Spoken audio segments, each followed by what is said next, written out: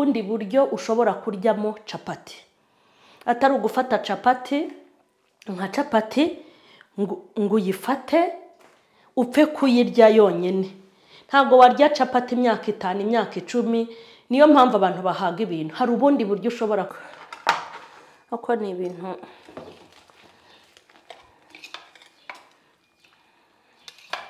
hanyuma tukavanga. Umunyu wo hari umunyu uri muri capati, hari uwo nashyize mu magi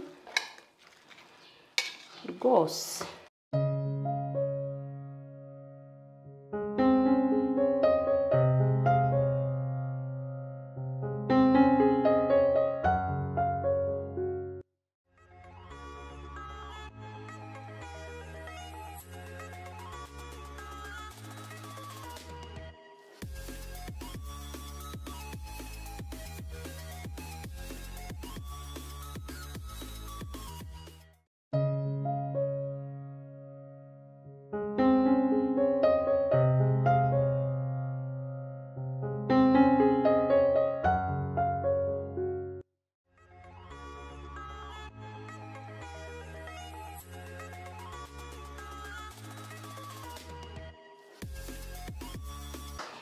Turabashuhuje mu izina rya Yesu Kristo w'i Nazareti.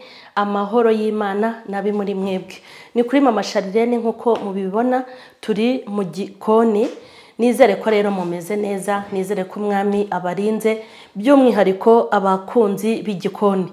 Turabashuhuje rero mwagiye mumpamagara, abantu mutuye mu bihugu bitandukanye n'abari muri iki gihugu. Nukuri narabimenye neza ko byabagiriye umumaro ibyo mugenda mubona nkora iwanjye, namwe bikabafasha iwanyu. Hanyuma mwagiye mumpamagara wanyigishije gupanga ibintu neza muri firigo, mwagiye mumpamagara mumbwira muti watumye menya guteka ibi, watumye menya gutegura ibi, ubu firigo yanjye isigaye ifite gahunda isa neza. Biriya rero bintera courage nkabona yuko ibyo mbereka bibagirira umumaro. None aha rero nkuko mubibona turi mu gikoni. Uyu munsi ni iki twateguye? Uyu munsi ikintu twateguye, ndashaka kubereka ubundi buryo ushobora kuryamo capati. Atari ugufata capati nka capati ngo uyifate upfe kuyirya yonyine. Ntabwo warya capati imyaka 5 imyaka 10. Niyo mpamvu abantu bahaga ibintu. Hari ubundi buryo ushobora kuyiryamo neza bukakuryohera, mbese ukajya uhinduranya. Tuzareba uburyo butandukanye. Hanyuma twagiye rero nonaha ndaza gukoresha urunyanya, ariko uru ruraza nyuma. Ndaza gukoresha karoti, nkoreshe n'urunyanya, ndaza no gukoresha igitunguru. Hanyuma izi ni capati, hanyuma hari namagi, amagi na capati n'igitunguru, urunyanya na karoti. Hanyuma ni gute turi bubitegure? Dufite n'umunyu, dufite n'amavuta. Hanyuma tugiye guhera ku magi.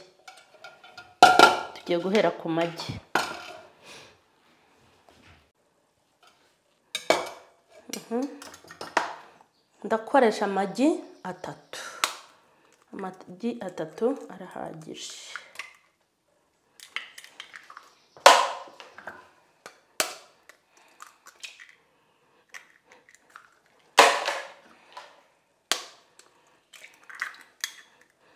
Ubundi ukoresha amagi bitewe n'ibyo ushaka gukora, cyangwa se bitewe na capati ufite. Reka nshyireho irindi kubera ko mfite capati ndi bukoreshe 3.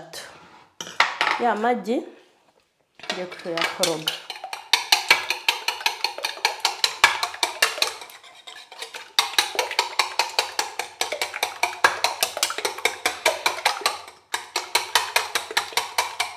Ngiye gushyiramo umunyu mukeya.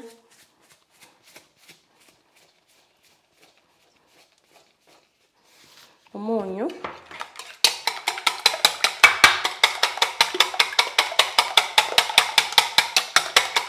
ni ukuyakoroga ku buryo anoga neza.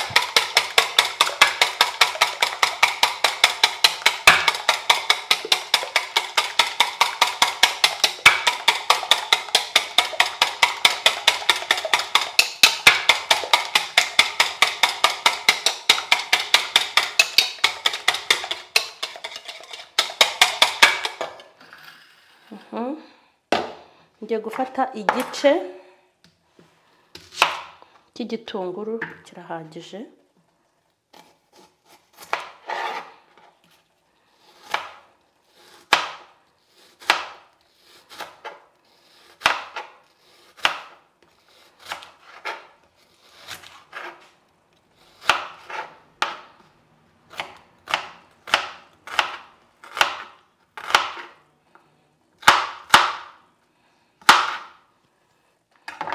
Cya gitunguru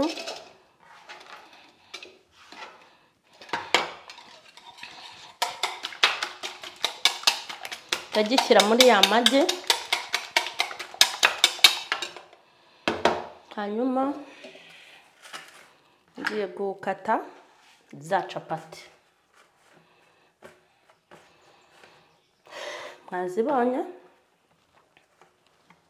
Dore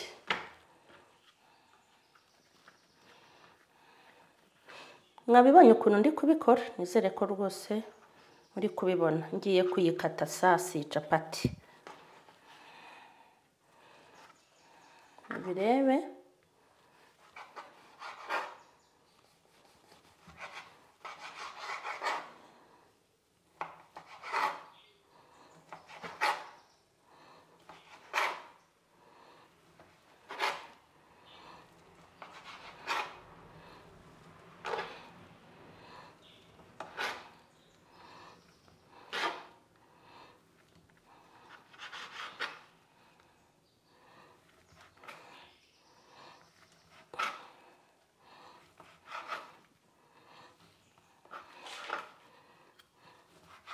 Ngira ngo muri kubibona ukuntu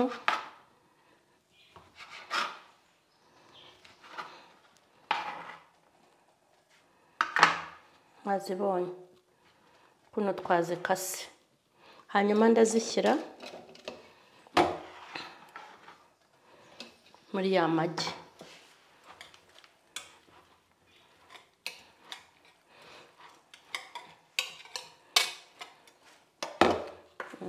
Kaniye nyikate.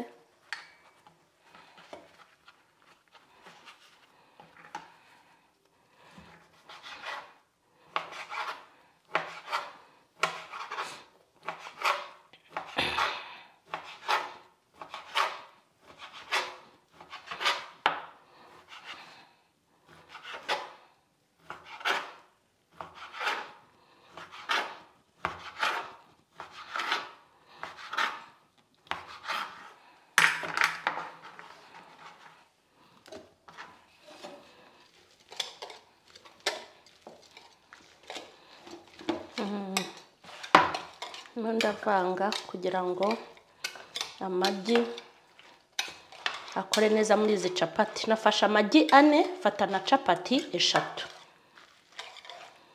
Ubu buryo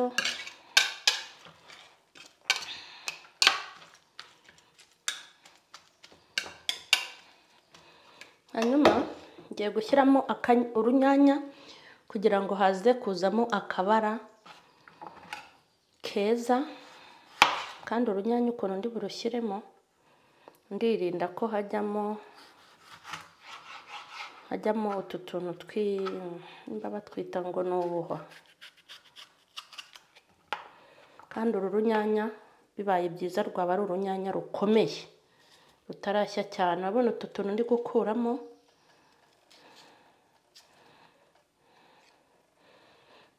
Kandi mwibuke neza ko umuntu aba akwiye kubanza gukaraba. Ntabwo ari ngombwa ko mbereka ibintu byose, ariko ukaraba mu ntoki n'isabune rwose ugacya, kubera isuku nyine. Abantu batekana ibiryo isuku ntabwo bajya bahura n'inzoka. Uru runyanya rero ruratuma bisa neza kandi binaryoshye. Gakata duto.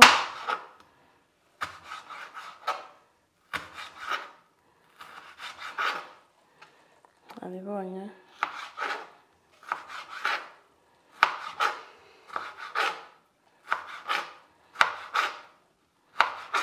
Abibonye urunyanya?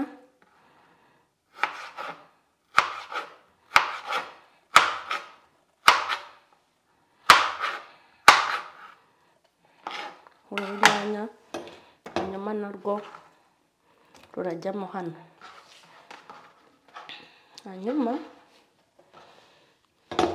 ngiye kuzana n'agapavuro, pavuro nayo kugira ngo icyatsi, kugira ngo hazemo n'akabara k'icyatsi birusheho gusa neza.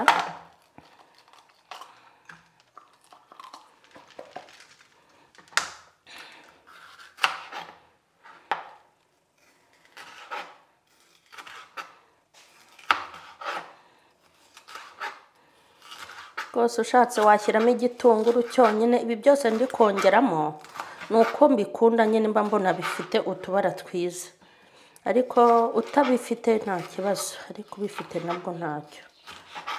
Yego, uko ni ibintu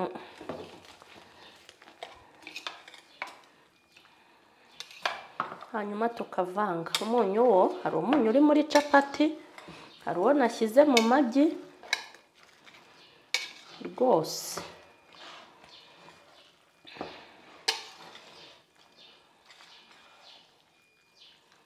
Urabibonye?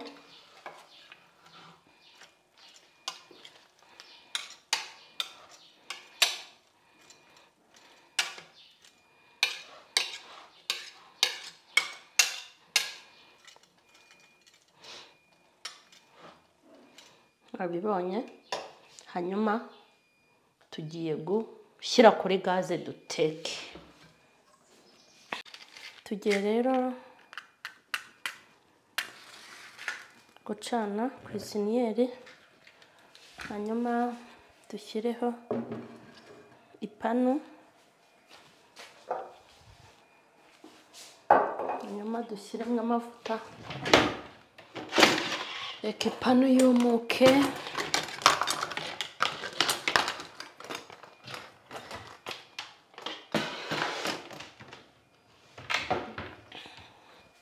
Ni ugushyiramo amavuta mu make cyane cyane rwose.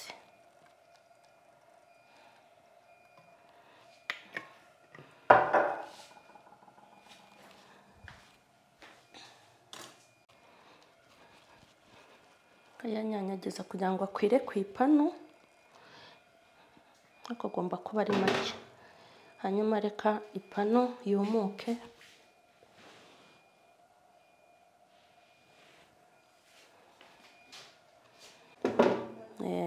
Ndumva yahiye, reka ngabanye umuriro. Amavuta yahiye, noneho tugiye gushyira mu sasa.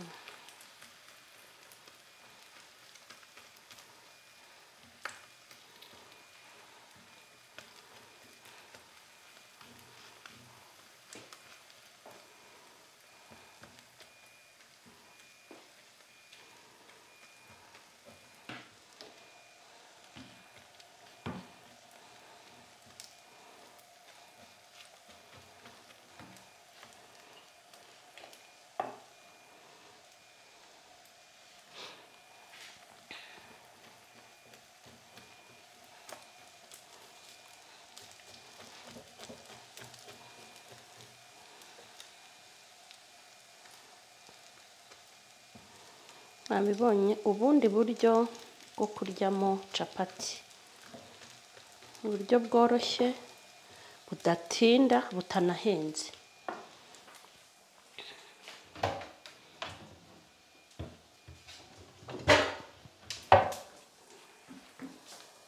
Kambe mpfundikiye kandi ku muriro mukeya kugira ngo bitababuka.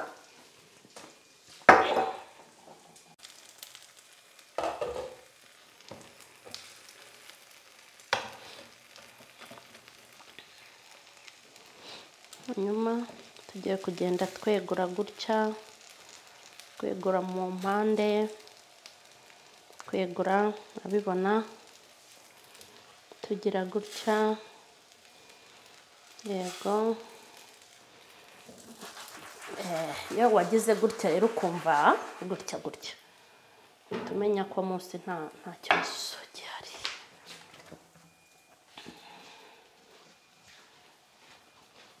Ugomba gushya kweri.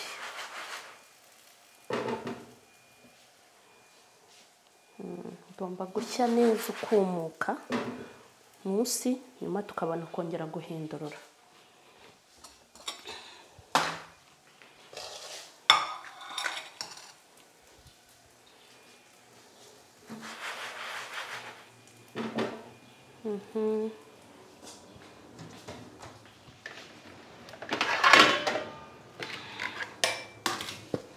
Noneho ngiye kwifashisha iyi sahane kugira ngo muhindurure. Dore mwabibonye, niba ukuntu biri kugenda bisa neza. Sasa genda umuntu atsindagira kugira ngo amagi ashye.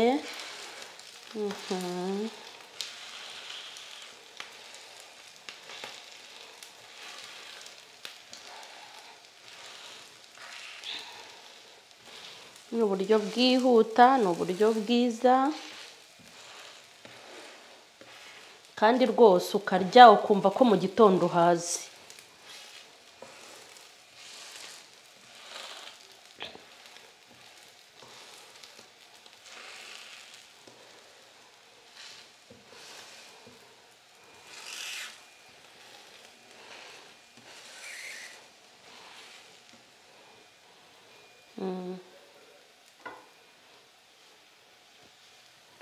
Tube dupfundikiye ntacyo bitwaye.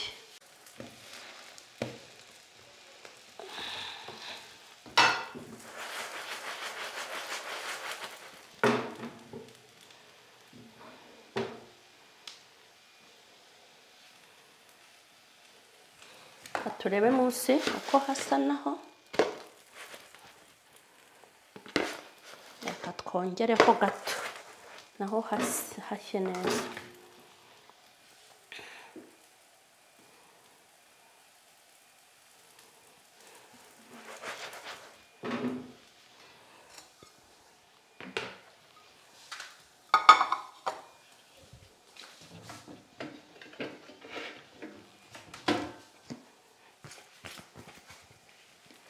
Hanyuma mwabibonye ngiye kuwarura nguyu. Hanyuma ngiye gukora agasalade ko gushyiramo hariya. Nababwiye ko bibaye byiza ibintu byinshi uriye waryamo ka salade kuko ni byiza cyane rwose. Ngiye gushyiramo karoti. Biba ari ibintu biryoshye kandi bifite intungamubiri. Biriya bintu biba birimo amavuta. Hanyuma ikindi ni ifarini. Buriya rero salade ni umuti. Banyweye icyo cyayi cyangwa iyo shyushyu irimo isukari.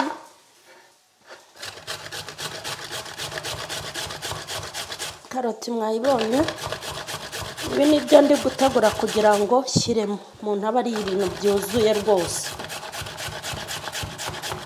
Narabibabwiye ko niwinjiza abasirikare mu mubiri b'abakaporare, ibintu turya rwose ntabwo byabura kwinjiramo ikibazo.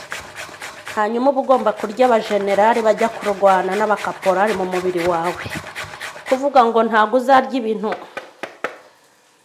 ngo ntabwo warya ibintu bifite ikibazo, ntabwo bishoboka. Mu bintu urya ntabwo habura abasirikare binjiramo baje kurwanya umubiri.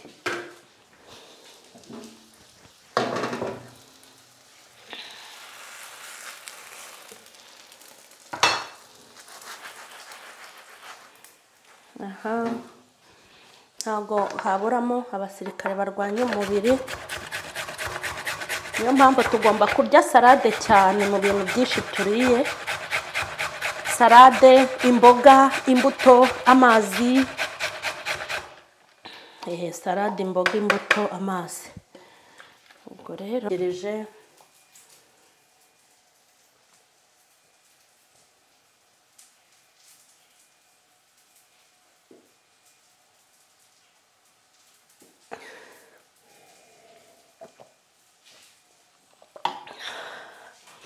amazi nisebye yego.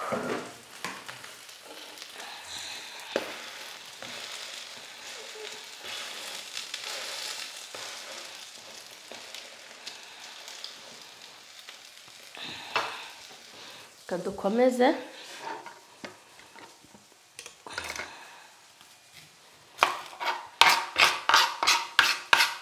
ngiye gukata noneho igitunguru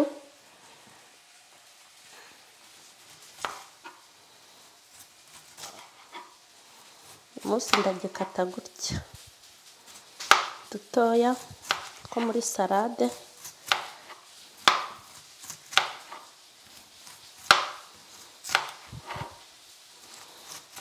nkora cyinshi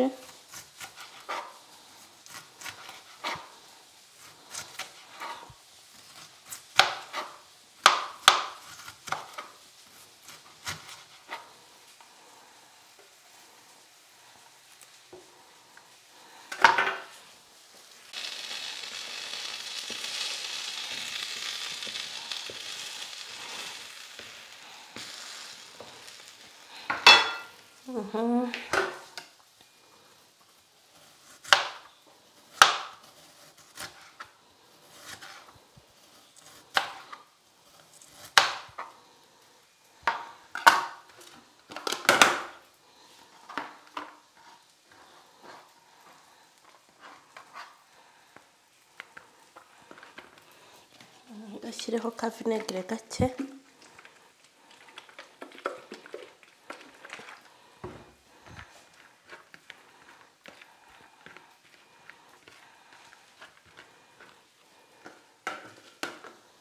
hanyuma ngiye gukora n'urunyanya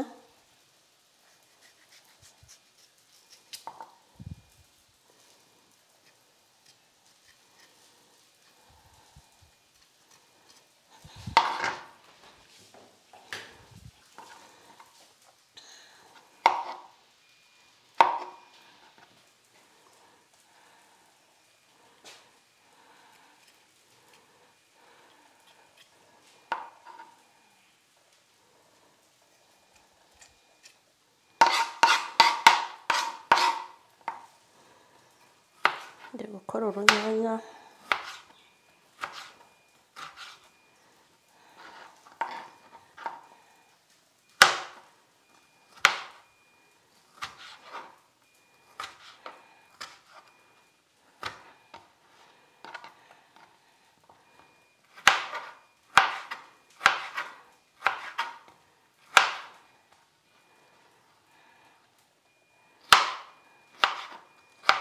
nabibonye urunyanya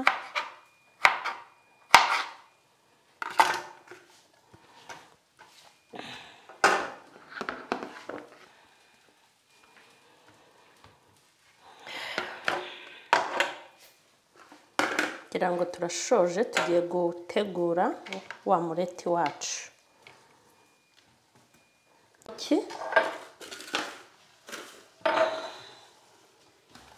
hanyuma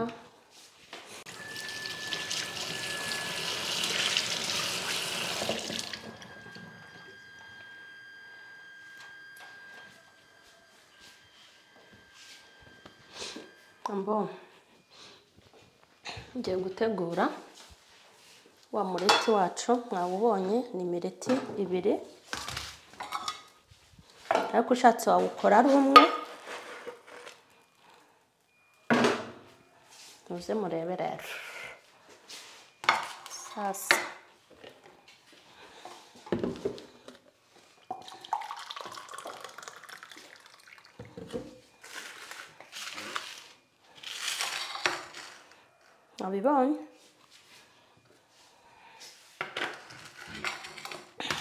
wabibonye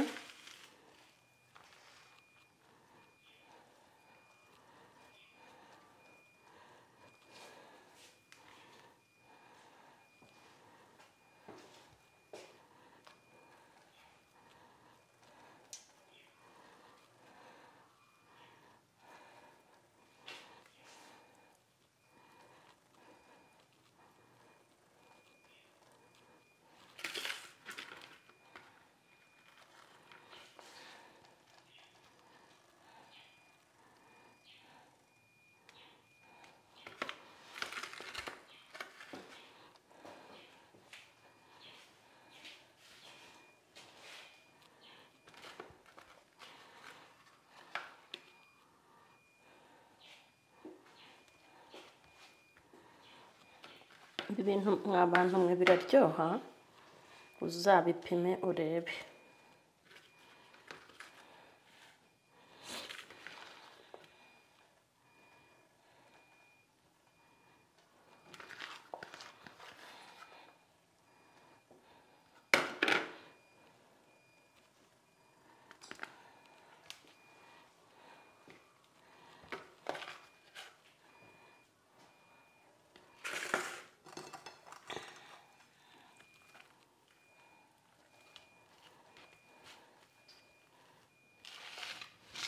Nabonye ukuntu nabipfundikiye, banze nongere mbereke.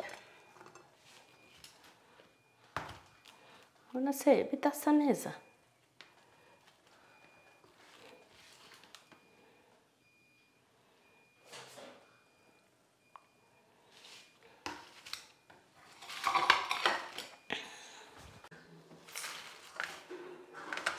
Hanyuma mwabibonye ukuntu biteguye neza.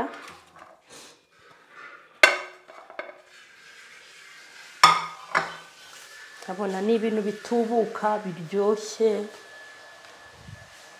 Hanyuma ganze mukate, iyi nayo ubanza ari special pe. Nabonye ko capati ushobora kuyiteka mu bundi buryo. Icyuma rero hano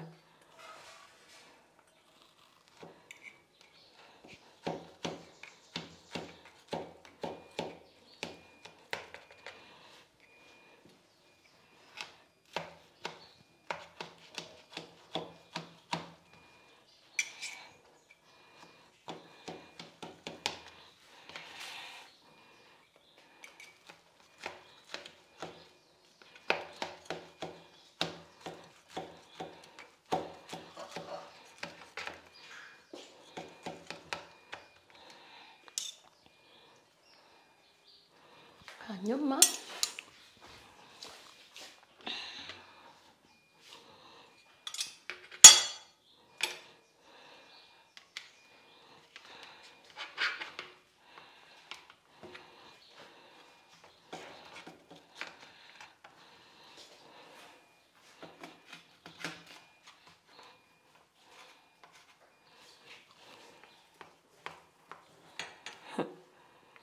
mwabonye se?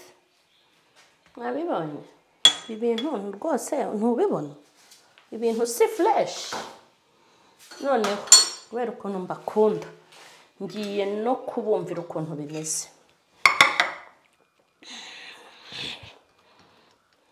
Yes.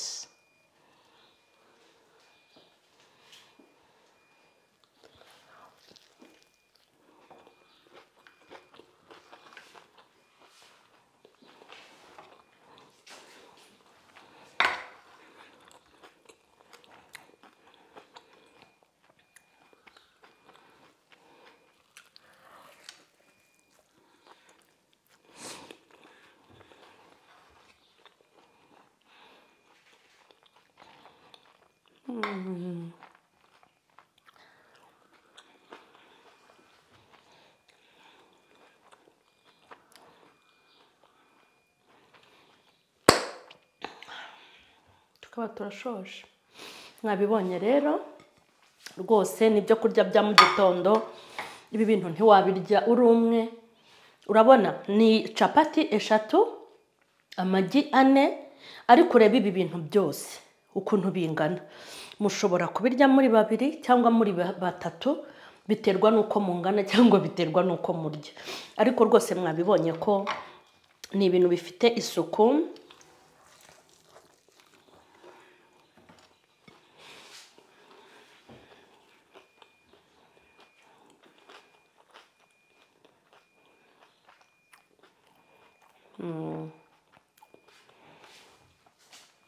Icyambere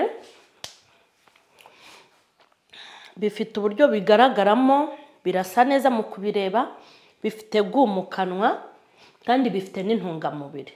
Bura rero iyo umuntu ajya guteka kugira ngo ifunguro riryohere umuntu ugiye kurirya. Icya mbere ni uburyo rigaragaramo, icya kabiri ni mu kanwa ukuntu biba bimeze, icya gatatu ni intungamubiri. Ko kurya ibintu, niyo mpamvu ubona mba nibanze kuri izi karoti, inyanya, kugira ngo ibintu turiye bizemo ibi bintu. Mbese ni ukugira ngo turyemo intungamubiri kandi turye ibintu bisa neza kubireba mu maso, ariko n'uriye mu kanwa yumve harimo Rero ndabashimiye cyane abakunzi ba Mama Charlene, nawe uzabigerageze ubikore, uzasanga bimeze neza biryoshye. Murakoze cyane rero, ndabashimiye abakunzi b'igikoni kwa Mama Charlene. Imana ibahe umugisha. Amen.